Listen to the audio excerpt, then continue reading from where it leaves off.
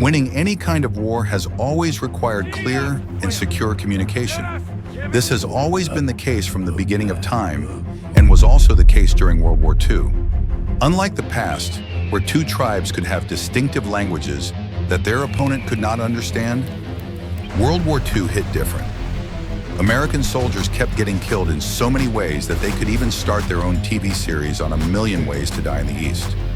All this was simply because their opponent, being the Japanese, understood their language, codes, and signals. The Japanese intercepted all their coded messages and decoded everything, using it to their advantage. And with that, they had fun hunting the Americans like chickens in a closed cage. But that didn't last for long, and this is the story of how the chickens turned the tides of war and won. In 1942, the United States decided to fight Japan in the Pacific region, and one of the first big battles was on a jungle island called Guadalcanal. The U.S. Marines landed on the island in August 1942. It was the first major American attack in the Pacific, and they expected a flawless victory, but they were in for a big surprise. Their opponent possessed a secret weapon that changed everything. The weapon? Code breaking. The Japanese had an elite group of professional code breakers that could break or decipher any code or language known to man at the time.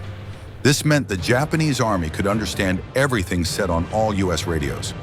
Each time the U.S. soldiers tried to send battlefield messages, Japanese forces intercepted and decoded them. Standard military codes were no longer safe. Lives were being lost simply because the enemy could predict moves ahead of time. The fight was long and hard, and the U.S. was losing by a wide margin. Definitely not what they expected from the Japanese. But just when all hope was about to be lost, their salvation came in the form of an American civil engineer named Philip Johnston.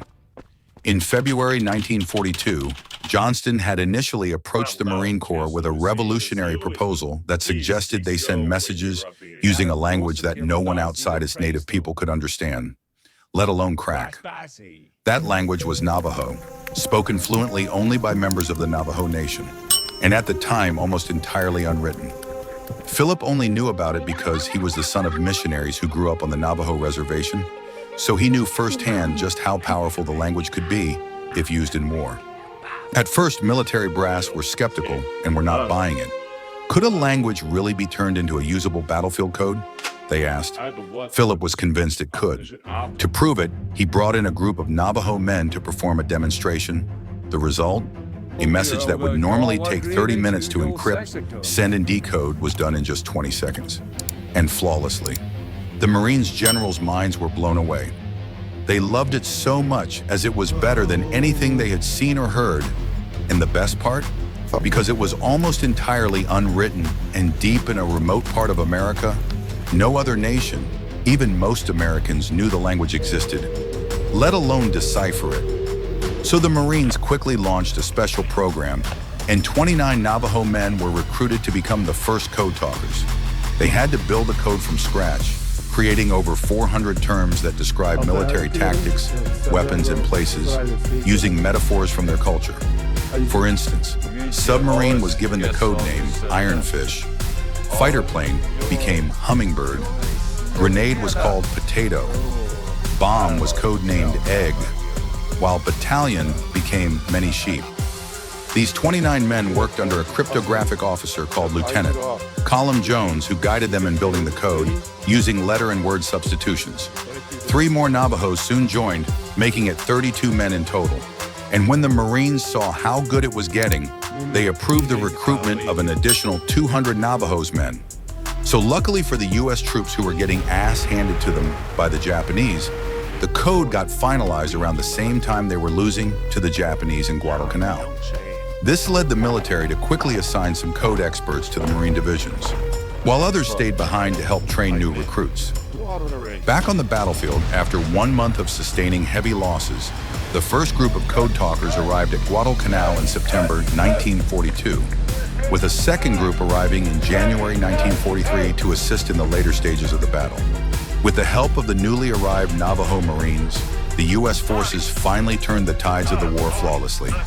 The Japanese never saw it coming, And if the leaders were smart back then, they probably used the old codes to set traps and the new codes to communicate properly. Nonetheless, the U.S. Marines used the codes and secured victory.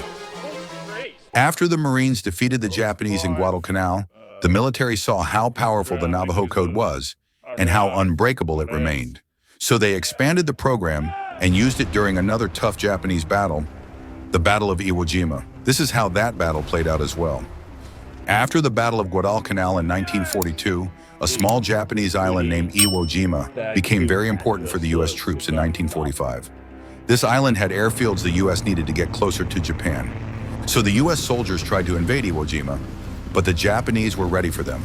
They had dug tunnels and bunkers and were hiding underground. Seeing how the Navajo code talkers helped win the Battle of Guadalcanal, more than 400 Navajo code talkers were trained and sent to battles across the Pacific, including Iwo Jima.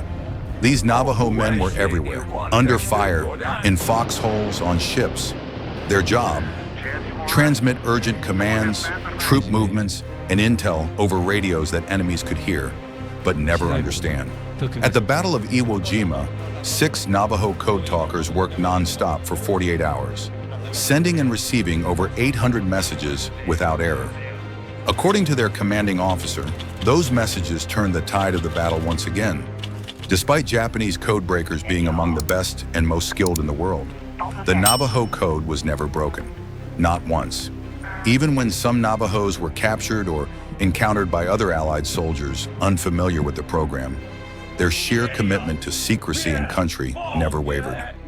After the war ended, the work of the code talkers remained top secret for decades. Even their own families did not know the role they played. It was not until 1968 that the program was declassified, and slowly their story began to emerge. In 2001, President George W. Bush finally awarded the original 29 code talkers the Congressional Gold Medal, with silver medals going to the others who followed in their footsteps. Although Johnston proposed the concept, the original 29 plus 3 Navajo Marines created the actual code, with guidance from Marine cryptography experts. The legacy of the Navajo code talkers is one of brilliance, bravery, and cultural resilience. They proved that intelligence and honor have no color, that ancient languages, long suppressed and marginalized, held the power to defend nations, and that even in the darkest of times, something as simple as a voice, if used wisely, can become the mightiest weapon of all. If you would like to hear more stories like this, don't forget to like, subscribe, and hit that bell button. Thanks for watching.